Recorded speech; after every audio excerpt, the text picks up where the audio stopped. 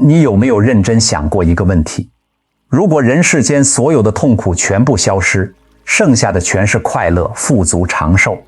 那是不是就等于真正解脱了？很多人心里会觉得，那当然是完美的人生，这不就是我们一辈子苦苦追求的终点吗？但在古老的智慧里面，恰恰有这么一层世界，这里没有饥寒，没有病痛，不用辛苦上班，想要什么东西，念头一动就出现在眼前，寿命长到我们人类完全无法想象。可即便活在这样的极乐环境里，众生依旧没有跳出轮回，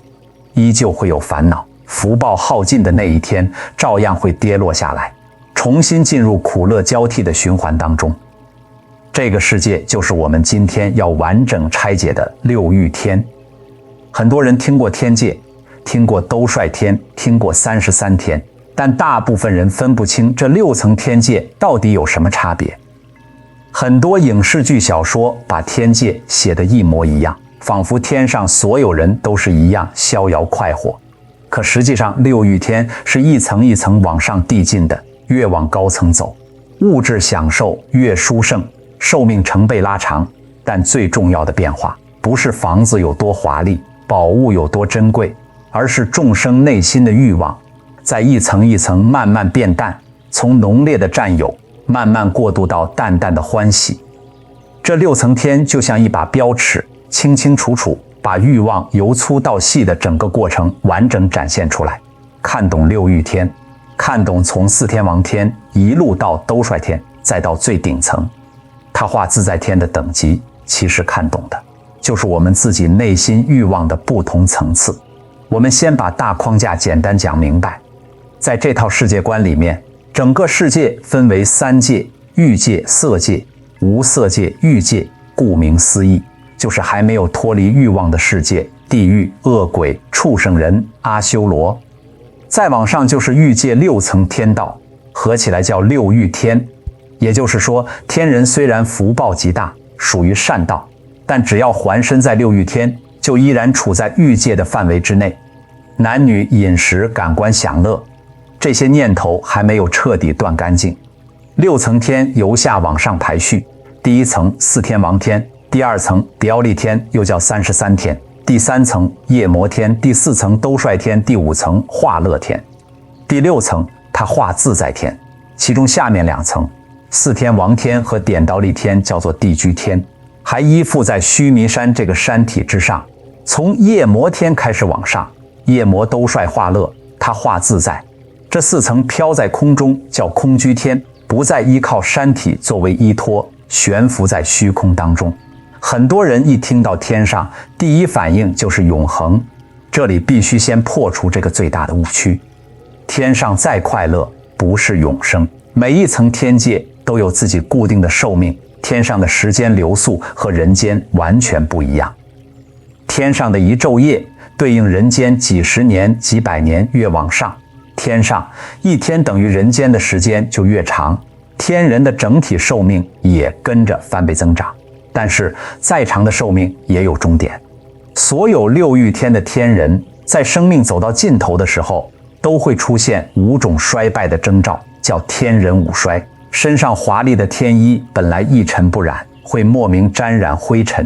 头上的花抹本来永远鲜艳，会慢慢枯萎凋零，2腋之下会流出汗水，身体散发出不好闻的气味。曾经无比欢喜的天宫宝座再也坐不住，内心烦躁不安，不想待在这里。曾经拥有的一切荣华富贵，全部留不住福报用完，就要随过去造下的业力重新轮回，有可能再做人，也有可能堕落到3恶道里面。这就是天道最大的隐患。享乐会遮蔽智慧，在无尽的快乐当中很容易忘记修行，只顾沉浸在感官的满足里面，等到大限来临才惊慌失措，可已经来不及好。我们从最底层，距离人间最近的第1层天4天王天开始，一层一层往上走。第1层4天王天，它坐落在须弥山的半山腰，守护4方的4大天王，东方持国，南方增长，西方广目，北方多闻，就居住在这里，管理这一层天，同时也护持人世间的善人，抵挡来自大海深处阿修罗的侵扰。这是六欲天的地基，距离我们人间最近。什么样的众生能够投生到这里？大都是人世间行善，守好基础的善法，护持正道，不做重大恶业，积累了中等福报的众生。四天王天的一天一夜等于人间整整50年。这里天人的寿命是500个天年，如果换算成我们人间的时间，差不多是900万年之久。900万年，这是一个普通人完全无法想象的长度。人间文明上下数千年，对比这里不过短短一瞬间。我们来想象四天王天人的日常生活，这里到处都是七宝建成的宫殿，花园林木，处处繁花，四季如春，没有严寒酷暑。天人是化生而来，不需要母亲怀胎生育，姻缘成熟，直接就在莲花当中化现出身体干净清净，没有人类身上的污垢、汗液排泄物这些不净的东西，身形高大，容貌俊美，想要吃的美食、好看的衣服，不需要辛苦劳作，念头一动就自然出现在面前，享用完毕之后又会自动消失，不用收拾打扫。但是虽然已经身在天界，这里众生的欲望还是非常浓烈，和人世间的模式最为接近。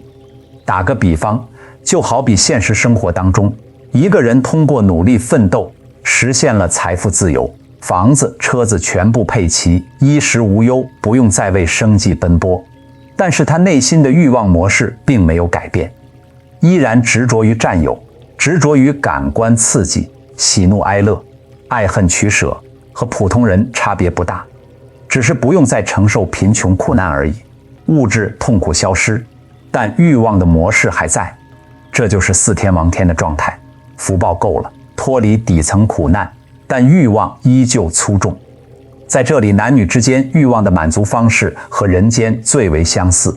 他们享受快乐，但是对快乐抓得很紧，即便活了将近900万年快乐的日子，过了一年又一年，可福报一尽，天人五衰来临，依旧会恐惧痛苦，眼睁睁看着自己从天上坠落。很多人以为行善升天就是结局，可第一层天就告诉我们，福报不等于解脱，积累善业可以让你远离苦难，获得长久安乐。但如果智慧没有开启，光靠享福，依旧逃不开轮回，往上走。第二层立天也叫33天，很多人听到33天会误以为这里有33层，其实不是。须弥山的山顶中央是第10天居住的善建城，这是整个叠陀利天的核心。东南西北4个方向，每一边各分布8个天国，4、8、32，加上中央的第10天，合计33个区域，所以叫33天。它只是一层天，内部划分33个国度，并不是33层天，这一点千万不要混淆。佛陀的母亲摩耶夫人过世之后，就是往生到这一层天界居住。梁毗天在山顶，属于地居天的第2层，天上一昼夜等于人间100年，天人寿命1000天年，折算人间3600万年。对比下面的4天王天，寿命直接翻倍，大宫殿更加庄严，宝物更加精妙，环境更加美妙。同样是化生衣食，随念而至，但是众生的心念已经比4天王天淡了一层。如果用现实生活打比方，4天王天像是普通人实现财富自由，那的陀利天就好比世间地位极高的帝王，世间最好的物质全部唾手可得，但帝王依旧有争斗，有嫉妒，有权力的博弈。这一层天也是一样，这里的天主地是天，经常要和大海里面出来的阿修罗爆发战争。阿修罗福报很大，但是嗔恨嫉妒心很重，经常因为天女宝物的缘故，带兵攻打须弥山顶的夺利天，天人也要拿起兵器作战，会有冲突，会有恐惧，会有胜负得失。你看，哪怕升到第2层天界，依旧摆脱不了争斗的心，欲望的模式也发生变化。到了朵大力天，欲望已经不需要像人间那样浓烈的纠缠。经典当中描述，这里男女之间只要风气交汇，就可以完成欲望的满足，不需要肉身深度接触。换句话讲，感官的刺激已经变得更加精微，不再需要很粗重的身体互动。就好比我们普通人，有的人必须实实在在拥有物品才觉得满足，而到了这个境界，已经不需要实实在在的占有，感受那份氛围就能够获得。享乐欲望还存在，但是烈度降下来了，可依旧有执着。他们享受世间种种妙乐，也会恐惧阿修罗的进攻，恐惧衰败。来临3600万年，听上去无比漫长，放在轮回的时间尺度当中，不过是一场美梦梦醒，福报耗尽，依旧要往下坠落。到这里，地居天就结束了。接下来离开山体，进入虚空经当中，来到空居天的第一重、第3层天——夜摩天。夜摩天翻译过来叫做十分天。为什么叫十分？这个天界没有日月星辰，不是黑暗，恰恰相反，这里每一个天人自身身体就自带光明，身体的光芒照亮整个世界。昼夜依靠众生福报感得的十分来区分，不需要依靠外部太阳、月亮发光。天人时时刻刻发出欢喜的歌咏，处处都是喜悦，所以叫做十分天。夜摩天悬浮在虚空之中，不再依附山体天上的一昼夜，等于人间200年，天人寿命2000天年，折算人间1亿4400万年，寿命又再一次翻倍增长，身形再一次高大，天宫全部悬浮在空中，莲花遍地，清风自来，音乐不鼓自鸣。对比前面2层地居天、夜摩天，最大的变化是几乎没有战争冲突，不再需要和阿修罗打仗，远离刀兵纷争。那欲望又进化到什么样子？到夜摩天，男女想要满足欲望，只要互相拥抱就完成了，不需要更进一步的行为。大家可以细细体会这个递进关系。人间4天王天需要完整的接触，斗达利天依靠风气感应，到夜摩天仅仅互相拥抱就足以得到欲望的满足。欲望还没有消失，但是已经变得更加微细。用生活化的比喻来讲，4天王天是实实在在把东西拿到手里，占有了才快乐。塔利天感受到氛围就可以快乐，但是还会害怕失去，害怕别人抢夺。夜摩天呢，就好比2个知己好友相见之时，一个拥抱，内心就已经充盈圆满，并不需要更多外在的索取。那份欢喜是真实的，但是执着占有已经轻很多。快乐是有的，可依旧对这份快乐有贪恋，只要贪恋还在，就还困在欲界当中。很多人会向往这种境界，没有冲突，时时喜乐，活上1年。可只要还有对快乐的贪恋，福报总有消耗干净的一刻。天人五衰到来，依旧会体会衰败之苦，继续向上。第4层兜率天，这是很多人听过名字的一层天。兜率翻译过来叫做喜足，欢喜而知足，这就是兜率天众生内心的状态，享受五欲之乐，但是内心懂得知足，不会无度贪求，这是兜率天最核心的特质。兜率天同样悬浮虚空，属于空居天，天上一昼夜，等于人间整整400年，天人寿命4000天，年折合人间5亿7600万年的时光，寿命再翻1倍。兜率天非常特殊，它分成内外2个院区，外院是普通的兜率天，天人居住，就是我们讲的欲界的兜率天，这里的天人还有欲望，还有享乐。而内院是弥勒菩萨的居所，是菩萨清净的净土。未来弥勒菩萨会从兜率内院下生人间成佛，度化众生。这里要分清，兜率外院属于欲界6天，依旧有欲界的众生。兜率内院是菩萨的修行净土，已经不是普通天人的享乐之地，二者不能混为一谈。我们重点讲外院普通天人，兜率天天人欲望又进一步淡化，男女之间只要手牵着手，就能够满足欲望，拥抱都不需要了，仅仅执手就可以获得那份喜悦的感受。大家顺着前面的层级一路看过来，第一层深度接触，第二层风气感应，第三层拥抱，第四层牵手欲望的表达方式，一层比一层清淡，不是没有欢喜，而是不再依靠浓烈的感官刺激，淡淡的相处就足够愉悦。放到我们现实生活当中，是什么样？举个例子，普通人看到喜欢的东西，非要买到手，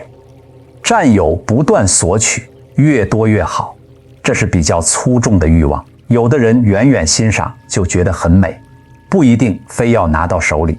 而兜率天这种喜足的心态，是可以拥有很好的享受，但内心懂得适可而止知足，不会无休止向外追逐。他身处享乐当中，却不会被享乐死死缠住。兜率外院的天人可以享受无比美妙的环境，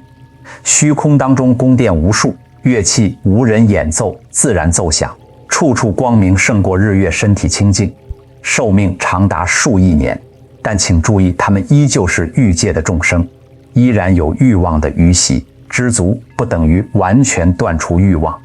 只是欲望的烈度已经降得很低。只要还有那一点点对妙乐的贪恋，福报享尽，天人五衰照样会降临，依旧逃不出轮回的牢笼。也正是因为兜率天有这份喜足的特质，很多大菩萨会选择示现，住在这里，在享乐环境当中修行，在欲界当中练习，不被欲望勾走心念。我们再往上，第五层化乐天，又叫做乐变化天，名字就把核心讲出来了。化变化这一层的天人，不需要等待外物来供养自己，他们可以凭借自己的心念，随意变化出各种各样享乐的境界。想要什么，自己直接化现出来给自己享用，不用向外索取，不需要等待别人给予，自己就能创造娱乐宫殿、美食美景，随心所欲变化出来，享受完了再让这些境界消散掉，化乐天。天上一昼夜等于人间800年，天人寿命8000天年，折算人间23亿年，继续翻倍增长。身形更高，福报更为宏大，欲望又淡了一大截。在这里，男女之间不需要拥抱，不需要牵手，互相看一眼，相视一笑，欲望的满足就完成了。身体接触全部都不需要了，仅仅目光交汇就升起喜乐。我们用现实生活类比，前面几层要么需要占有食物，要么需要肢体接触，要么需要牵手拥抱。到化乐天，相当于一个人已经不需要依靠外界的人或者物品来给自己提供快乐，自己内心一动，就可以创造出让自己欢喜的境界。好比现实中有的人快乐完全依附外界，别人对他好他就开心，环境好他才舒服，而有的人向内就可以生出喜悦，不需要依赖外部条件。但是这里要划重点，虽然他可以自己变化境界，自己给自己制造快乐，可他依旧在享受这份快乐，依然执着于这份由自己心念幻化出来的享乐快乐，是自己造的。可贪恋快乐的那颗心还没有放下，这依旧属于欲界。哪怕活20多亿年，福报总有耗尽，衰败来临时依旧会坠入轮回。六欲天的最顶端，第6层，它化自在天，这是整个欲界的最高点，欲界天花板。这一层的天人连自己动手变化都不需要，化乐天是自己变化境界，自己享乐，而他化自在天是享用别的天人变化出来的种种妙乐，不需要自己辛苦创造，直接受用他人化现出来的境界，得到自己的快乐，所以叫做他化自在天。他化自在天，天上一昼夜等于人间1600年，天人寿命16000天年，折算人间92亿多年。这个时间尺度已经远远超过人类全部历史总和。在一些记载当中，魔王波旬就居住在这一层天界。魔王不是地狱里面的恶魔，他本身拥有欲界最顶级的福报，活在极致享乐当中，但是他执着这个欲界，不希望众生解脱，跳出三界，会想尽各种办法扰乱修行者的心念，让众生贪恋世间的快乐，留在轮回里面，到他化自在天。欲望已经细微到极致，男女之间甚至不需要长时间对视，只要互相之间短暂的看一眼，欲望就得到满足，连相视一笑都不需要。欲望几乎淡到看不见，但是那一丝对享乐的贪恋依旧没有彻底根除。到这里，6层天完整的欲望递进链条就完整的展现在我们眼前。我们从头到尾梳理一遍这条清晰的下降曲线。第1层4天王天，欲望粗重，和人间模式接近，依靠深度身体接触满足，福报大，脱离苦难，但占有心很强。第2层呆斗利天，欲望减轻，风气感应即可满足，依旧有争斗、嫉妒、权力博弈。第3层夜魔天，欲望再淡，拥抱就可以获得喜乐，没有战争冲突，时时欢喜。第4层兜率天，喜足知足，牵手即满足，懂得适可而止，不疯狂追逐。第5层化乐天，自变化乐，相视一笑即满足，可以自己创造快乐，不必向外求。第6层他化自在天，受用他人之乐，短暂对视即满足，欲望细到极微，但是贪恋享乐的习气尚存。越往上，物质越富足，寿命越漫长，痛苦越少，争斗越稀少，欲望的表达方式越来越精微。但是关键点来了，6层天，无论你升到哪一层，哪怕到欲界最高的他化自在天，只要还在6欲天，就没有离开欲界，没有彻底断除欲望的习气，就依旧逃不开轮回，依旧会遭遇天人五衰。很多人会疑惑，既然天上这么快乐，为什么还会有痛苦？痛苦不是时时刻刻存在，痛苦来自2件事。第一，再长的寿命有终点，当福报耗尽衰败现前，曾经拥有的一切全部消失，巨大的落差带来深度痛苦。第二，长久沉浸在极致享乐当中，很容易慢慢遗忘修行，快乐会麻痹人。身处天堂，谁愿意主动去思考世间苦、轮回苦呢？天天沉浸享受智慧，被快乐盖住，等到命中来临，毫无准备，只能跟着业力流转。讲到这里，我们就回到现实。6欲天这套等级体系，它不只是一套遥远的宇宙故事，它更是一面镜子，照见我们每一个凡夫内心欲望的不同层次。我们不一定生活在天上，但是我们每一个人的内心都在重演6欲天的状态。想一想现实当中的人，有的人欲望非常粗重，一定要实实在在拿到占有，得不到就痛苦，得到就短暂开心，这就相当于活在内心版本的4天王天。有的人物质已经很充足，但是好胜心强，喜欢攀比，在意地位，别人的评价，会嫉妒，会争斗，得到认可就快乐，这就是内心版本的点朵利天。有的人物质需求不高，只要身边环境和睦，有知己陪伴，简单相处就很开心，很少争斗，这是内心的夜魔天。还有一部分人物质条件不错，但是懂得知足，够用就好，不会无止境向外抓取，享受生活，但是不被物质牵着鼻子走，这就是兜率天喜足的心境，欢喜而知足。兜率天最值得我们学习的不是活5亿年，而是喜足2个字，有享受的条件，但是内心懂得知足，不会被欲望裹挟。再往上，有的人外界顺境逆境很难扰动他，他的快乐不完全来自外部，自己内心就可以生出喜悦，这类似化乐天的境界。但就算你做到知足，就算你的快乐来自内心，只要你还贪恋这份快乐，执着于这种舒服的感受，你就还困在欲望的牢笼当中，对应它化自在天的状态。快乐本身没有错，但是对快乐的执着就是束缚，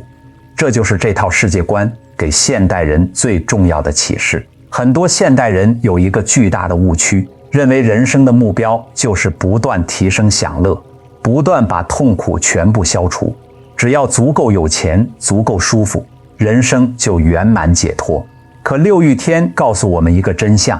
享乐升级不等于解脱。福报可以让你的痛苦变少，寿命变长，生活变舒服，但是只要你的心还执着在要抓住快乐，远离痛苦，无论你把生活优化到什么程度，都依然在轮回的逻辑里面打转。天堂也只是一场高质量的轮回美梦。兜率天为什么被反复提起？被很多修行人向往，不是向往外院那几亿年的享乐，而是兜率天代表的喜足。